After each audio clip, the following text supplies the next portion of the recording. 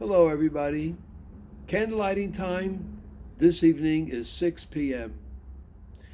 Well, we're now getting real close to the wonderful holiday of Simchas Torah, where we come to the synagogue and we dance with the Torah. And the reason we're dancing is because we have concluded an entire year of Torah reading and Torah study. And that's a milestone. Any book that you study, which is a book of knowledge that you have to work at and study, and you conclude it, you finish reading it and learning it and studying it, you mastered it, so you celebrate, especially if it's a special gift from the Almighty, the Holy Torah that God gave to us, which is God's wisdom. That for sure is cause for celebration. And there's a couple of interesting things about this whole celebration of Simchas Torah, that when we celebrate not by study.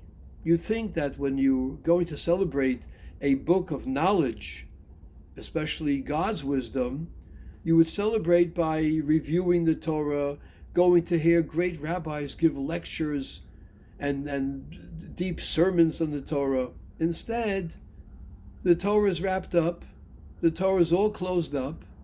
We can't even learn it if we study it if we wanted to, because it's covered in the Torah cover.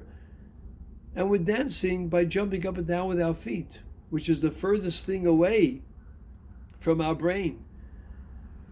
And another thing which is interesting is that everyone joins in the dancing of the Torah. Even people who are not knowledgeable in Torah, people who are not scholars at all, and they also dance with the Torah.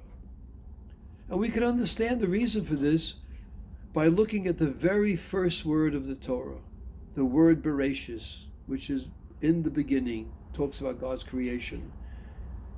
And it's interesting that the Torah begins with the letter Beis, which is the second letter of the Hebrew alphabet. It should have started with an Aleph, one would think, which is the first letter of the Hebrew alphabet, because this is the beginning of the Torah.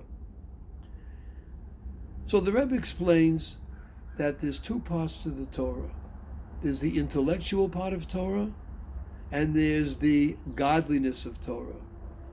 The intellectual part of Torah, that's the part that we study, that we learn. We try and master as much of it as we can. The holiness and godliness of Torah, that is something which is hidden within the Torah. We don't sense that right away. We don't see that right away. One has to think and meditate and learn how when God gave us a Torah, He put His very essence into the Torah. So the Beis, that represents that which is revealed in the Torah, the intellectual part of Torah. The Aleph of Torah, that is something which is not written in the beginning of the Torah because it's hidden away deep inside the Torah. We connect with the holiness of Torah when we study Torah. We do connect with the Almighty. And that's the very reason that we're jumping up and down with our feet instead of learning the Torah, because we're celebrating the holiness of Torah. We're celebrating the godliness of Torah. And that's something which transcends understanding.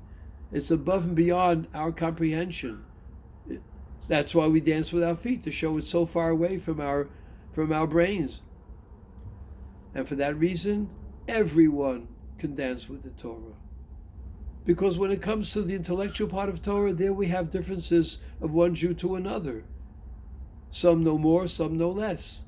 But when it comes to the holiness of Torah and the godliness of Torah, every Jew has an equal share, because God gave the Torah to all the Jewish people.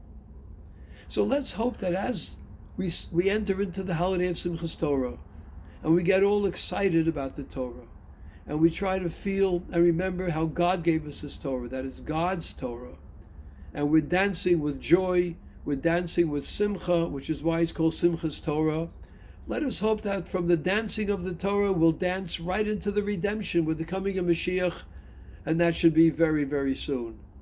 Wishing you all a very joyous Simchas Torah.